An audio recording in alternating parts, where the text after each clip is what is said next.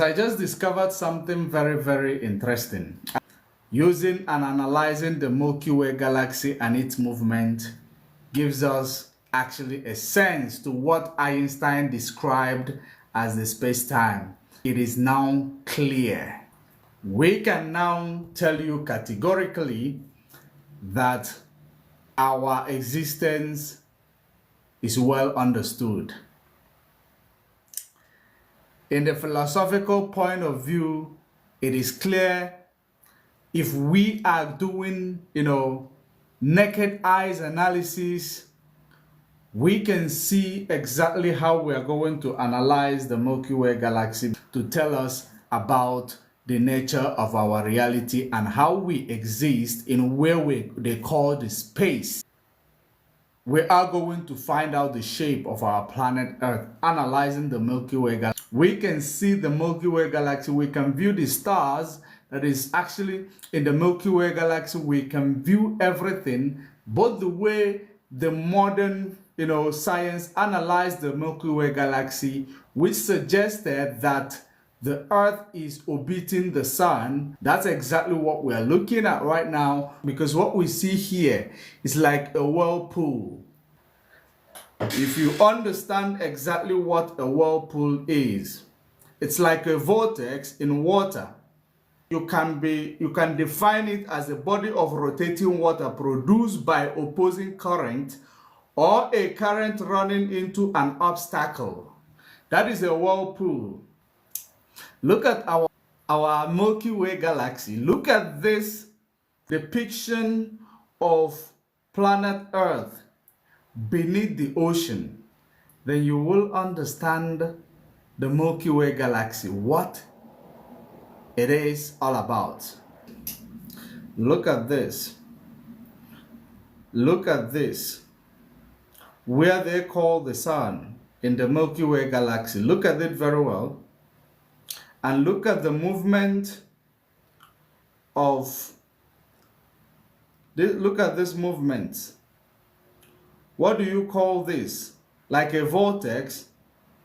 It is indeed a whirlpool, because what we are looking at right now is a movement of water current, movement of the current. That's what we are looking at here.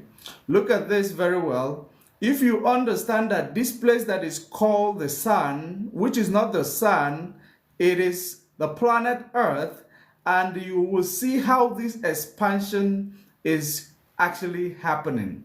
What they call the sun is not the sun, it is depicting the planet Earth. This is the planet Earth in the middle, and every other thing is orbiting this. These things are not planets, and they are not orbiting the sun.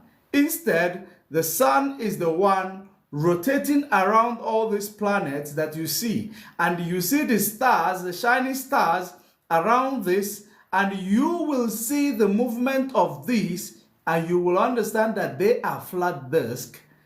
They are flat disk, but they have what is creating a barrier. What you see here creates a barrier. That's why you see it as a whirlpool, because what they call the sun is not the sun.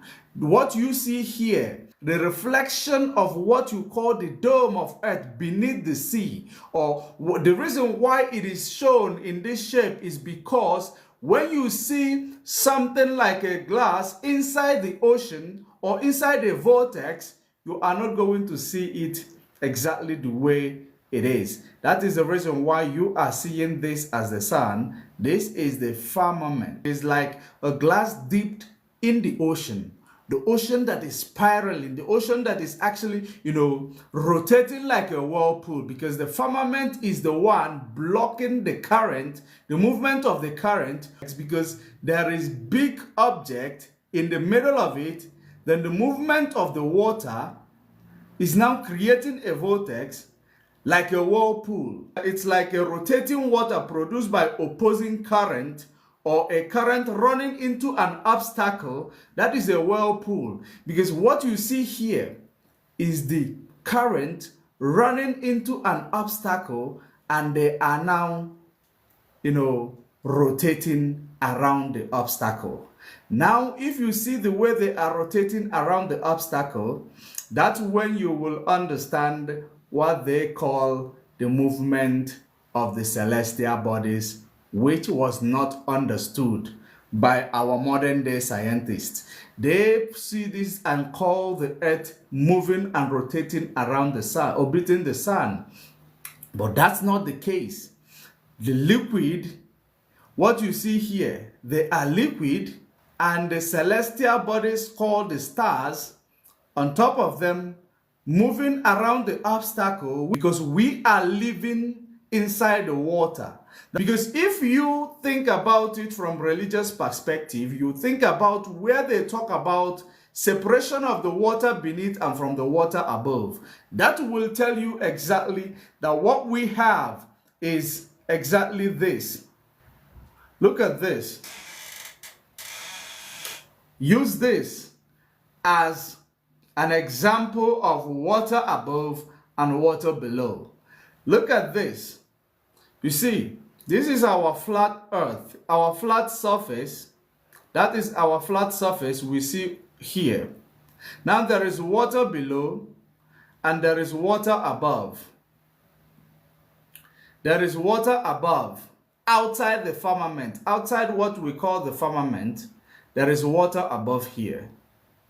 That water you see above here, now in the Milky Way galaxy, you see this, the firmament is what is obstructing that water and making it spiral and creating a vortex, because the rotating water is basically produced by opposing current, because it is running into an obstacle. This is the obstacle. The gigantic planet Earth is the obstacle. That's why when we look at this, you will see the vortex. You will clearly see it like a vortex, because it is running into an obstacle. The obstacle you see here is the planet Earth. That is called the obstacle you see. And this, what you see here all over these places, they are water. They are water. Then the stars that we see in our sky, these are the stars. The ones that are the shiny areas, they are the stars, but on top of the water. That's what we see. Basically, this will actually suggest that what we call the space is liquid. Where we call space is an ocean. The space we know today is an ocean. It is not basically what we perceive as what it has been, because understanding the theory of general relativity, which talks about the warping of the space-time, here you can understand how they created a construct calling the curvature, because the macroscopic object that we see or we are living on inside the ocean, because it is the water is above, the water is beneath. Inside the ocean, which is creating a vortex, because it is obstructing the movement of the water, like when you see a whirlpool. That's what you see happening here. And because of that, the aggressive nature of the movement of this water, that's why we are seeing this firmament the way it is right now. That's why we are seeing it the way it is. Of course, you view it through telescope. That's why you see it the way it is. This is us living water above and water beneath. That is what you see over here. That's what you see over here. All these things you see here, they are liquid. They are the movement of liquid. That's what you see here. It is not a planet moving around the sun or orbiting the sun. It is water moving on top of the planet, on top of the dome of the planet, and that's what they see, and they say the planet is moving. The planet is not moving. Our Earth is stationary, which is here. It is stationary. It is stationary, which is here. The rest of these things we see are the water above, moving on top of the dome, and the stars moving on top of the dome and creating what we call the energy that is suitable for the earth. That's why what we see here as a firmament is semi-permeable. It enables energy to pass through it and give that energy back to the planet Earth. Everything that is moving here is energy, and it is actually creating that energy and transferring it to the energy that we use in planet Earth. It is just like a cosmic energy, but it is liquid. That all this energy comes in form of liquid and in form of gas, and it is this firmament we see here is like a silicon glass. It's like a silicon glass that is able to convert cosmic energy into energy that we use in the planet Earth. That's why you see our sky is blue, because there is water above it. There is water above there. And that water, you see, the ray of sunshine makes it to appear to be blue. That's what we see here. We are seeing it through a glass. Opposite of fish tank. That's where we are living here. Opposite of fish tank. Because fish tank is what you actually pour water into it. But now, this firmament separated water and give us a dry land, and now give us some path of water. And now for you to get out of this place to here, if you want to move from here to here, you have to look for the gate. You have to look for the gate within this area, and the gate is not through the space, because there is no one can go out of space. It is obvious you have to look for the gate through here in order to join the next planet. And when they tell us that the planets are millions of miles away, that's a lie. That's a typical lie. The planets are not millions of miles away from us, because this planet, there is interconnectedness between all these planets you see here and the planet Earth. They are connected with each other.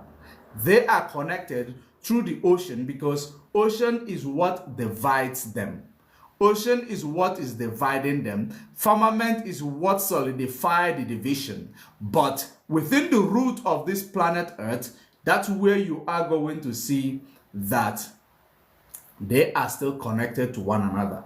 You know, when we talk about our galaxy, our solar system, these things, if we simplify them, we will understand them better. And they are all flat plane. What we see here, they are all flat plane. Flat plane. That's what we see here. They are all flat plane. And look at their movement for you to see that everything that is actually presented to us was turned upside down. Their movement is going counterclockwise, which is supposed to be the way our clock is supposed to be moving. They are moving counterclockwise. But everything we are using today is indoctrination of aliens. It's alien technology that we are using today. That's why we cannot understand the nature of our existence